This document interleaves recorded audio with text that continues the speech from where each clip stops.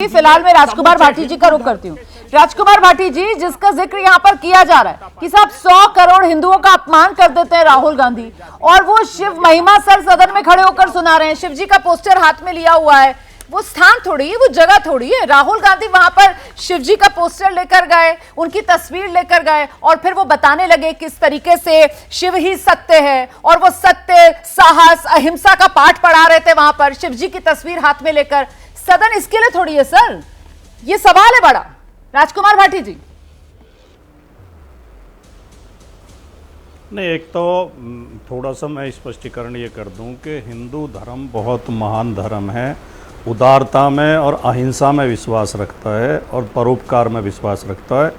हिंदू धर्म खराब नहीं है, न हिंदू खराब है, लेकिन हिंदुओं की राजनीति करने वाले भारतीय जनता पार्टी और आरएसएस हिंदुओं को लगातार कट्टर और हिंसक बनाने का षड्यंत्र करते रहते हैं, ऐसी भाषा बोलते रहते हैं, ऐसे उकसावे के बयान देते रहते हैं, इस तरह लोगों को डराते रहते हैं दूसरे धर्म के लोगों से कि हिंदुओं के अंदर कट्टरता बढ़ती जा रही है और हिंसा की भावना बढ़ती जा रही है।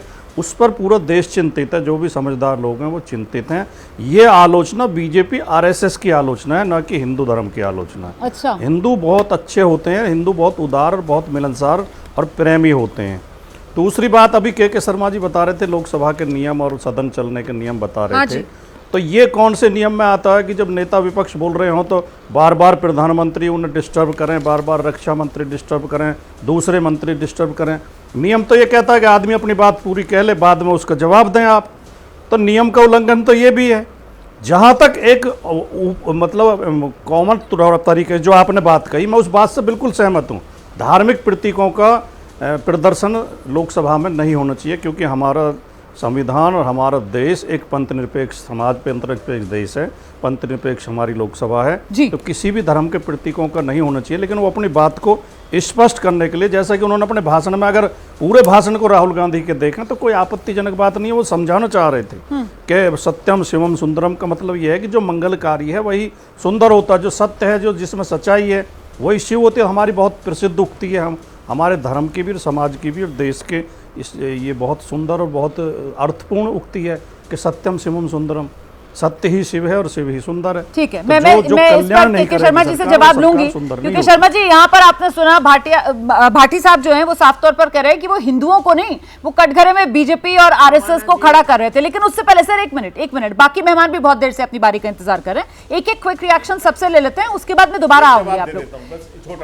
अच्छा, जल्दी आइए शर्मा जी, फिर मैं धीरेन्द्र कुमार मुन्ना जी आपके पास आ रही हूँ। सर देखिए, बिल्कुल भाटी साहब ने कहा कि सदन के अंदर में टोका टाकी नहीं होना चाहिए, लेकिन वहां कुछ नियम भी हैं जो कि पॉइंट आउट किए जाते हैं उस पुस्तिका के अनुसार।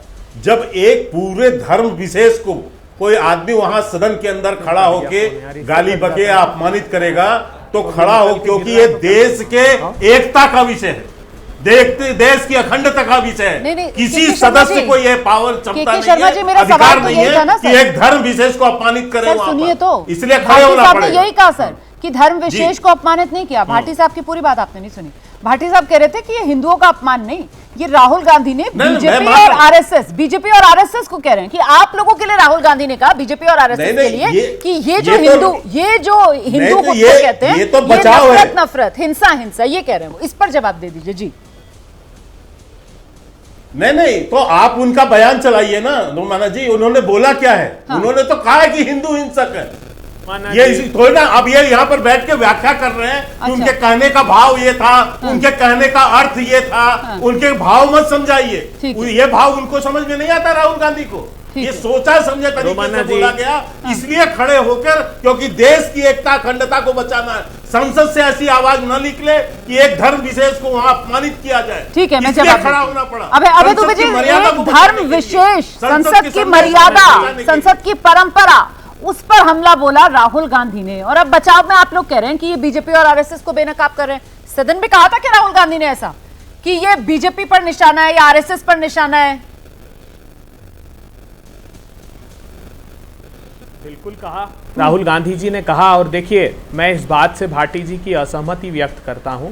हमारे संविधान में मर्यादा पुरुषोत्तम राम का क्या कहता है वो कहता है वचन की मर्यादा की रक्षार्थ सत्ता को तज कर वन में चले जाना। और भाजपा उनके खिलाफ रोज अपने वचनों को तोड़कर सत्ता का भोग कर रही है। क्या गलत कहा राहुल गांधी जी ने?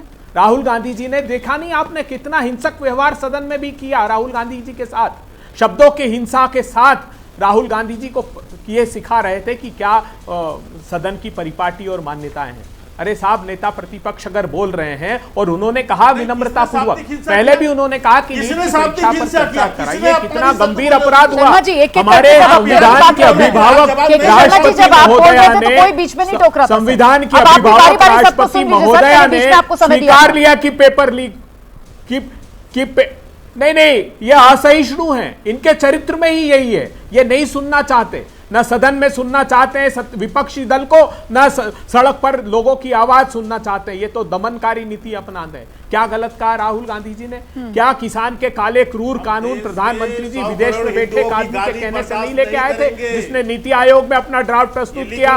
क्या एक के बाद एक, जब पहली बार प्रधानमंत्री बने रहे नरेंद्र मोदी जी, तो जमीन के अधिकार का कानून जो किसानों के लिए सबने अपनी सहमति से बनाया था, उसको एक के बाद एक 3 अध्यादेश लाकर खत्म करने की कोशिश नहीं की प्रधानमंत्री जी ने? फिर फोन कट गया भाई। ठीक है। जैसे ही घड़ी का काटा दोपहर 2:30 पे आए, बबीता जी का दिल सास बहू साजिश के लिए मचल जाए। और ये है इनकी बहू, पूरे दिन ऑफिस की टेंशन हो जाए गॉन जब ये करें अपना फेवरेट शो फ्री टाइम पे ऑन। इनकी तरह आप भी देखिए अपना फेवरेट शो अपने टाइम पर और डाउनलोड कीजिए एबीपी लाइव ऐप अपने स्मार्ट टीवी पर।